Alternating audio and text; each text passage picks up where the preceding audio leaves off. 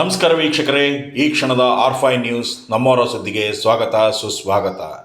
ನಿಷ್ಪಕ್ಷಪಾತ, ನಿಷ್ಠೂರ ಮತ್ತು ನೇರ ಸುದ್ದಿಗಳಿಗಾಗಿ ಹಿಂದೆ ಆರ್5 ನ್ಯೂಸ್ ನಮ್ಮವರ ಸುದ್ದಿಗೆ ಸಬ್ಸ್ಕ್ರೈಬ್ ಆಗಿರಿ.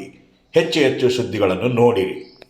ಸರ್ಕಾರದಿಂದ ಬಂದಂಥ ಮನೆಗಳು ಯಾವ ರೀತಿಯಾಗಿ ತಿರುಪತಿ ಹುಂಡಿಗೆ ಹೋದವು ಎಂಬುದರ ಬಗ್ಗೆ ವಿವರವಾಗಿ ಈಗ ನೋಡೋಣ. ಗ್ಯಾರಂಟಿ ಸ್ಕೀಮ್ಸ್ ಇರೋದ್ರಿಂದ ಸ್ವಲ್ಪ ಮನೆಗಳು ಕೊಡೋದು ಸ್ವಲ್ಪ ಕಷ್ಟ ಆಗ್ತಾ ಇದೆ. ಇವಾಗ ಅದೇ ನಾವು ಮುಖ್ಯಮಂತ್ರಿಗಳು ಕೇಳ್ತಾ ಇದ್ವಿ, ಸ್ವಲ್ಪ 2-3 ಈ ಗಾಡಿನಲ್ಲಿ ಅಡ್ಡಾಡೋದು ಸ್ವಲ್ಪ ಯಾವ ಬೇಕಾಗಿಲ್ಲ ಅಂತ ತೆಗೆದುಬಿಟ್ಟು ಮನೆಗಳು ಕೊಟ್ರಿ ಅಂತ ಹೇಳ್ಬಿಟ್ಟು ಕೇಳ್ಬೇಕು ಅಂದ್ಕೊಂಡಿದ್ದೀನಿ. ನೋಡೋಣ ಅಂತ ಮುಖ್ಯಮಂತ್ರಿಗಳು ಅವರು ತೀರ್ಮಾನ ಅವ್ರ ಮೇಲೆ ಬಿಟ್ಟಿದ್ದು, ಅವ್ರು ಏನು ತೀರ್ಮಾನ ಮಾಡ್ತಾರೆ ಅದಕ್ಕೆ ನಾವು ಭದ್ರವಾಗಿರ್ತೀವಿ.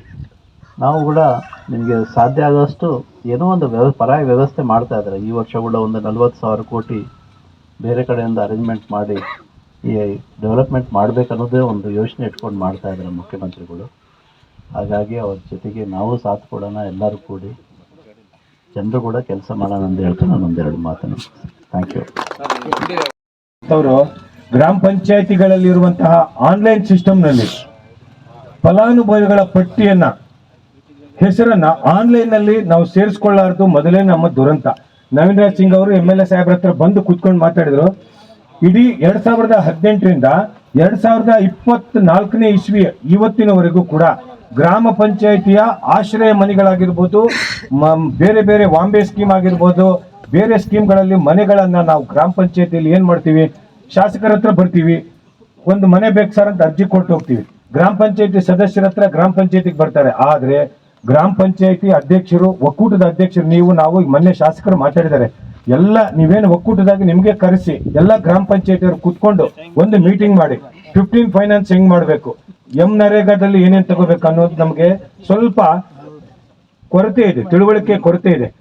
99 ಮನೆಗಳು 2018ರಿಂದ 24ರವರೆಗೂ ಕೇವಲ 99 ಮನೆಗಳು ಬಂದು ನಮ್ಮ ಕ್ಷೇತ್ರಕ್ಕೆ ಬಂದಂತ 500 ಮನೆಗಳನ್ನ ನವೀನ್ ರಾಜ್ ಸಿಂಗ್ ಸಾಹೇಬ್ ಹೇಳಿದ್ರು, ಕ್ಷಮಿಸ್ರಿ ಸರ್, ಇವನ್ನ ನಾವು ವಾಪಸ್ ಕಳಿಸ್ತಾ ಇದೀವಿ. ಫಲಾನುಭವಿಗಳ ಪಟ್ಟಿನೇ ನಮ್ಮ ಹತ್ರ ರೆಡಿ ಆಗಿಲ್ಲ, ಫಲಾನುಭವಿಗಳ ಪಟ್ಟಿ ಆನ್ಲೈನ್ ಆಗಿಲ್ಲ.